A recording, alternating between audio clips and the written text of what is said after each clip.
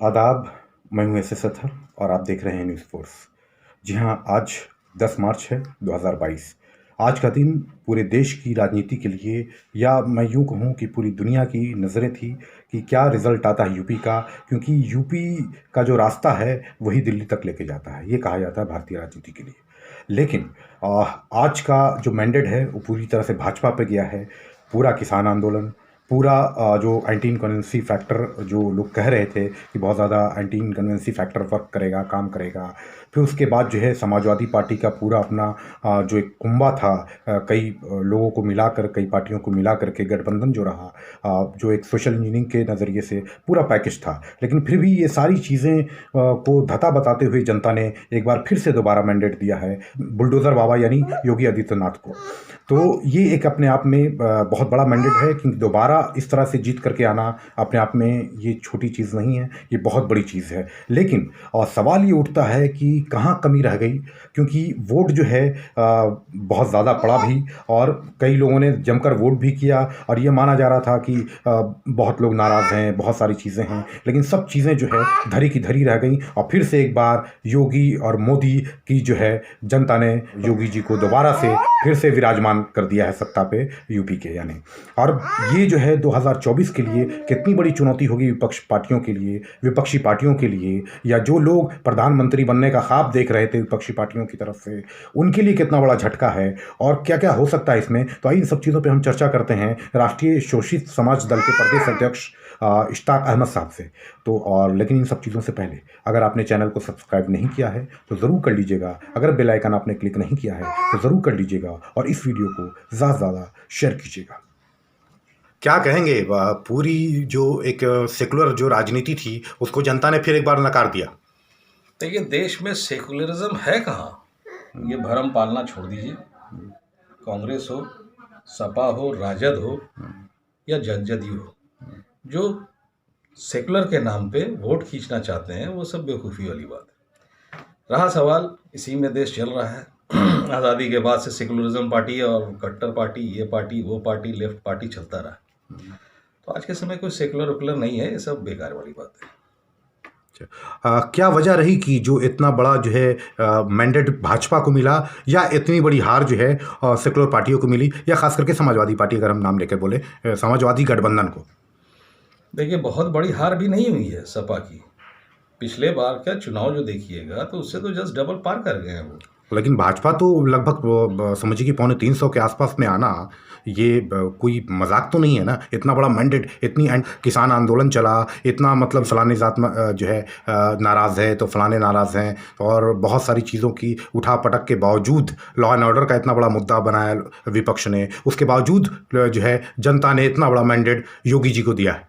देखिए, आपके सवाल सब सही हैं। जनता चाहती थी बदलाव, लेकिन विपक्ष जिसे आप कह रहे हैं सपा, चुनाव के 4 महीना पहले ही सिर्फ अखिलेश जी मैदान में उतरे, उससे पहले नज़र नहीं आते हैं। वैसे ही बिहार में राजद के जो प्रतिपक्ष नेता हैं वो भी नज़र नहीं आते हैं। तो इससे अंदाज़ा तो और भी जहाँ जहाँ चुनाव होना है, उन नेताओं को समझ लेना चाहिए कि आप जनता से कटेंगे तो जनता आपको काटेगी। आप जितना भी बड़ा नारा लेके उतरें, और हमें जो लगता है कि उत्तर प्रदेश में जनता ने लॉ एंड ऑर्डर को देखा, और जो मैसेज भाजपा ने जनता के बीच में दिया कि अगर आप आएंगे तो यहाँ गुंडा राज चालू हो जाएगा और भी दिगर सवाल उठने लगेंगे, तो उसमें सपा बहुत पीछे चली गई। और सबसे अहम बात हो गई कि इन्होंने प्रत्याशी भी जो चुन के दिया वो सूटेबल नहीं था, जनता को नागवार गुजरा। मुझे मालूम है, मैं भी गया था सपा के समर्थन में, लेकिन जब देखा कि जनता के परख में वो प्रत्याशी नहीं उतर रहे थे, तो मुझे लग गया था कि वहाँ वो सीट हार रही। तो मैं 2 दिन रहा, वापस आ गया था। तो सबसे बड़ा होता है मुद्दा किसी भी पार्टी का कि आप प्रत्याशी कैसा दे रहे हैं। तो सपा की बहुत बड़ी चूक हुई कि अपने प्रत्याशी को सही नहीं उतारा। तो ये तो अखिलेश यादव के चेहरे पे लड़ा जा रहा था चुनाव। देखिए, चेहरा लड़ा जा रहा है वो नहीं होता है। कोई आप प्रधानमंत्री के दौड़ में तो है नहीं। नहीं, मुख्यमंत्री के लिए तो होता है ना तो सर। मुख्यमंत्री के लिए है तो लोकल फैक्टर भी तो बहुत सा होता है। विधानसभा में आपको मान लीजिए मैं जहाँ बैठा हूँ, यहाँ विधायक हमें नहीं चाहिए और कोई ऊपर से थोप के आप दे दीजिएगा, तो जनता क्यों मानेगी? नहीं मानती है। तो इसका फैक्टर पड़ता है। लेकिन आप क्या कहेंगे, क्योंकि अल्पसंख्यक जो पार्टियां हैं जो अपने नाम पे राजनीति कर रही थी, उनको तो 100, 150, 250 जो रुझान के नतीजे आए हैं उसके अगर बेस पे कहा जाए तो ज़्यादातर जगह वही हाल रहा। तो पूरा का पूरा जो अल्पसंख्यक का जो वोट था वो तो लगता है समाजवादी गठबंधन को ही गया। फिर क्यों हारी? देखिए, 90% वोट जो है या 80% मान के चलिए सपा गठबंधन को गया, मुसलमानों का खासकर। और जिनकी बात आप कह रहे हैं कि ओवैसी साहब को, ये तो उनको तो नकार दिया था लोगों ने पहले भी और इस बार भी नकार दिया है। लेकिन एक चौंकाने वाला आंकड़ा आया है जो 10 से 12% वोट जो है भाजपा को भी गया है, मुस्लिम का। अच्छा। तो क्यों गया? आपको ये भी गौर करना चाहिए।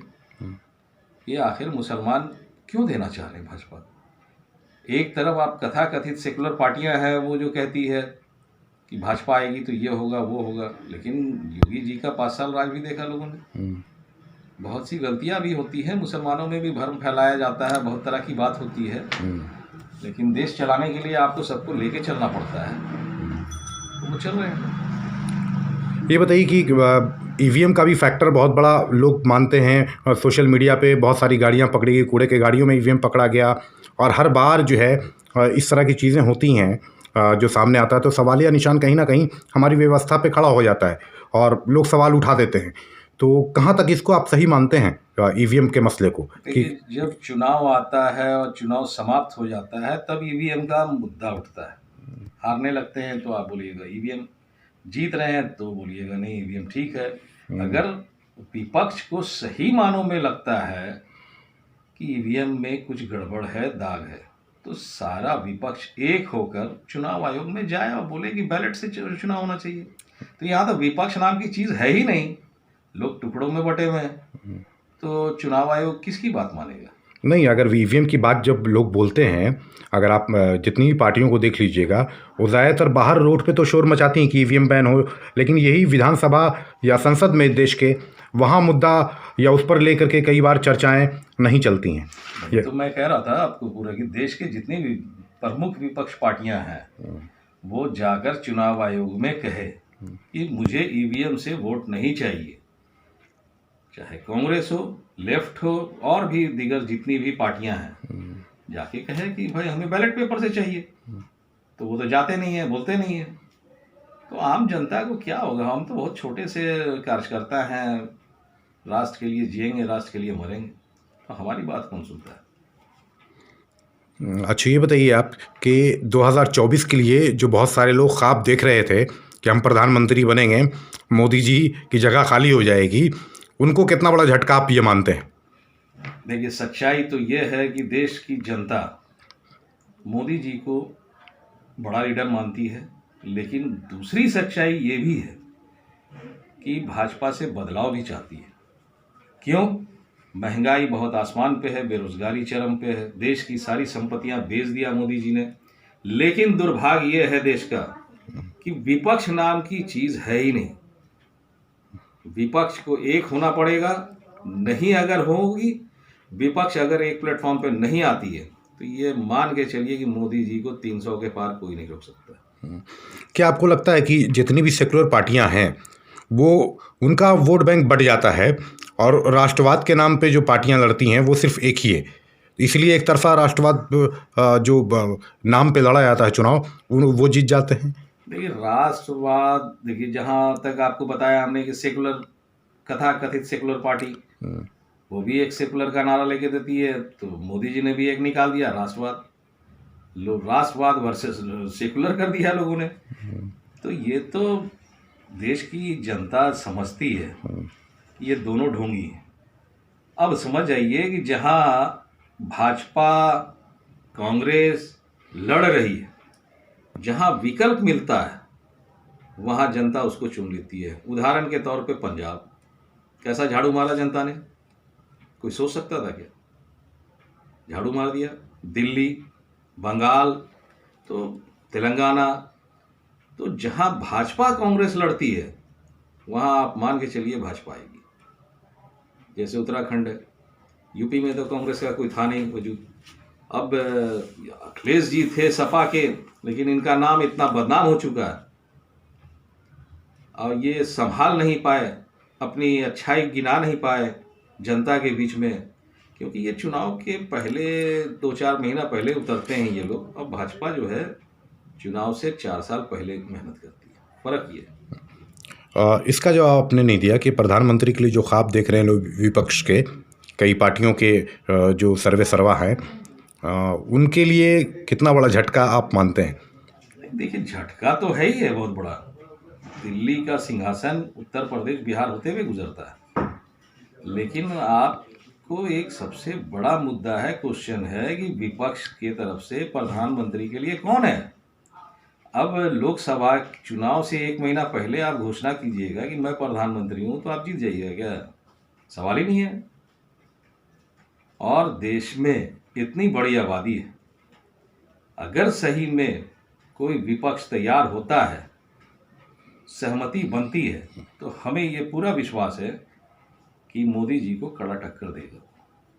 लेकिन पहले विपक्ष एक हो, तब तो विपक्ष ही एक नहीं है, बिखरा हुआ है। ये दुर्भाग्य है देश का। भाजपा को क्या बधाई देना चाहेंगे आप? हाँ, भाजपा को मैं बधाई देना चाहता हूँ कि जीत हार, जिसकी जीत होती है उसको बधाई मिलना चाहिए। और किसी पार्टी के प्रति घृणा नहीं होती है, सिद्धांत की बात होती है। हर कोई राजनीति करता है अपने अपने सिद्धांतों से। मैं भी अपने सिद्धांत पे चलता हूँ, मैं भी एक राष्ट्रभक्त हूँ और राष्ट्र की सेवा के लिए ही चलता हूँ। और इसलिए मैं इस प्रचंड बहुमत और 4-5 राज्यों में जो इनका बहुमत आया 4 राज्यों में, उसके लिए मैं भाजपा को बधाई देता हूँ, उनके कार्यकर्ताओं को देता हूँ और साथ साथ विपक्ष के लोगों को सचेत करता हूँ कि आप मेहनत करना सीखिए। एसी में बैठकर राजनीति मत कीजिए।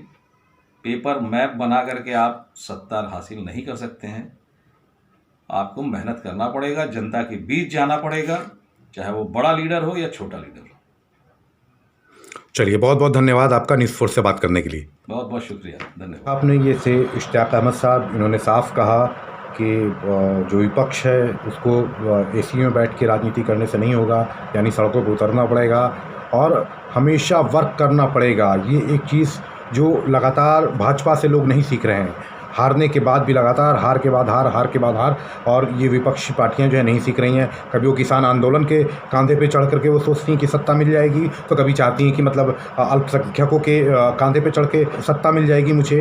तो इन सब चीज़ों से उनको इस तरह से राजनीति करने से मुझे भी लगता है, अगर मैं पर्सनली, हालांकि बोलना नहीं चाहिए, लेकिन मुझे लगता है कि जब तक कि आप सड़कों पर नहीं उतरेंगे, आप जगह जगह पे उतर के वर्क नहीं करेंगे। जैसे आप देखिए कि आरएसएस को देखिए, आप आरएसएस हमेशा सुबह लेकर के आप उनसे ये सीख सकते हैं कि शाखा लगाती है, अपना कितना कमिटेड है वो अपने आइडियोलॉजी को लेकर के, अपनी चीज़ों को लेकर के, अपने काम को लेकर के। और जिस भी पार्टी में अगर डिसिप्लिन नहीं हो या आपकी ज़िंदगी में डिसिप्लिन नहीं हो, तो आप कभी कुछ लक्ष्य को हासिल नहीं कर सकते। तो ये अपने आप में सभी के लिए सबक है और भाजपा नो डाउट वो बधाई की पात्र है। ये जो 2024 के लिए जो लोग ख्वाब देख रहे थे, उनके ख्वाब जो हैं ज़रूर टूटे होंगे। और मुझे लगता है कि आने वाले वक्त में ये सेमीफाइनल जो है, इसी तरह से फाइनल भी जो है होगा।